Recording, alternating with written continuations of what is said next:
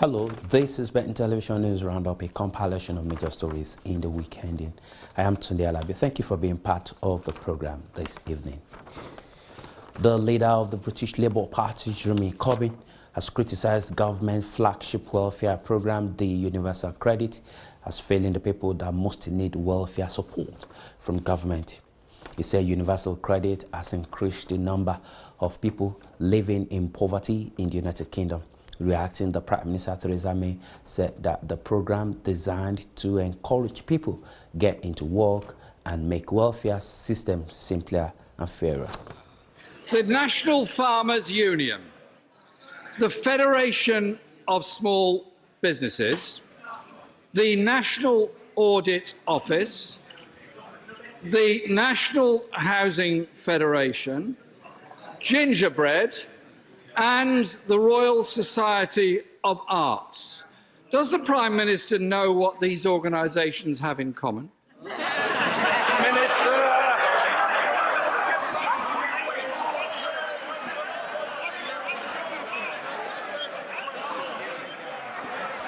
Yes, I can tell the Right Honourable Gentleman that what those organisations all have in common is that across a variety of areas of activity, they give excellent service, they promote the interests of those that they represent, and they are bodies with which this government interacts and to which this government listens. Jeremy Corbyn!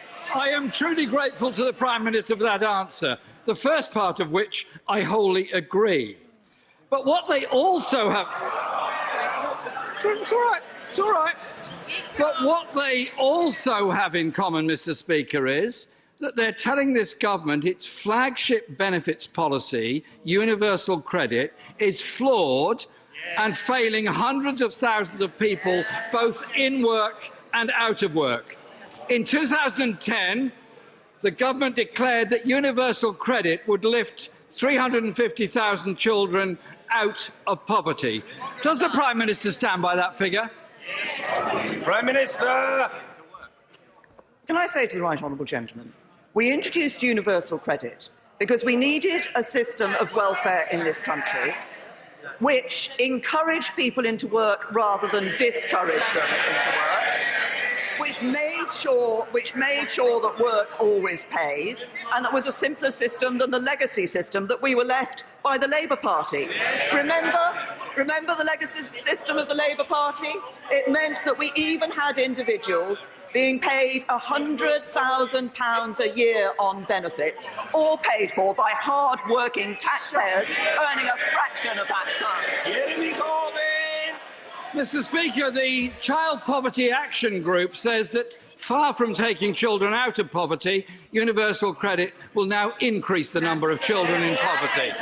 And since 2010, 500,000 more children have gone into poverty relative to that time. The government knows this policy is flawed and failing.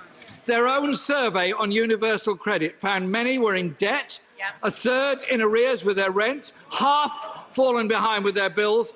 Does the Prime Minister dispute her own government survey or dispute the experience of the claimants? Prime Minister! The experience of some of the claimants. Roberta, who said, "My work coach helped turn my life around. He tailored his support to my situation, and thanks to him, I found my dream job." Ryan, "I'm happy with the new Universal Credit. My work coach has been great. I didn't expect to have a job so soon."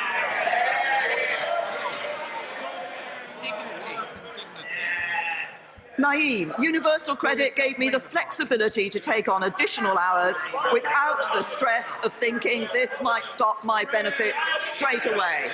We have gone from a situation under the Labour Party where 1.4 million people spent most of a decade trapped on benefits. We are helping get people into work, and that's why earlier this week we saw unemployment yet again at a record low. Mr. Speaker, we are all constituency MPs, and I think most of us are well aware of the pain that Universal Credit is causing when people come into our advice bureaus.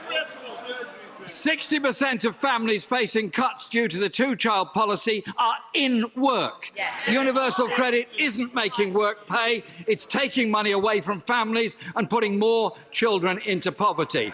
The National Audit Office report found that universal credit is creating hardship, forcing people to use food banks, and could actually end up costing the system even more. Yeah. Does the Prime Minister dispute the National Audit Office findings? Prime Minister. The right honourable gentleman talked about constituency cases. I remember.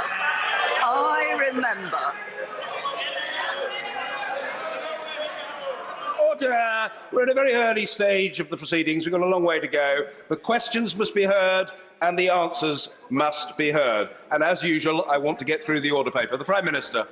The right honourable gentleman started his question by talking about constituency cases. I remember the single mother who came to see me as her Member of Parliament when Labour were in government, who told me that she wanted to get into the workplace and provide a good example to her child. But the job centre had told her she'd be better off on benefits. That's the legacy of the Labour Party. Mr. Speaker, my question was about the National Audit Office.